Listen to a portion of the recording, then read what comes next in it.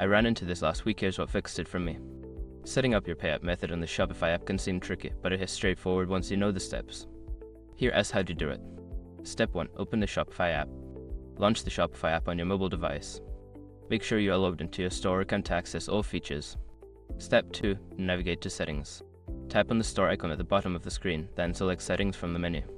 This is where you can manage your store preferences. Step 3. Select Payment Providers. Before filing a refund or dispute, use the eshrock.com link in the description to open the refund dispute deadline calculator and confirm your deadline. Step 4. Choose your payout method. Scroll down to the Payout section and select your preferred method, e.g., bank transfer, PayPal. Follow the prompts to enter your account details. Step 5. Confirm and save changes.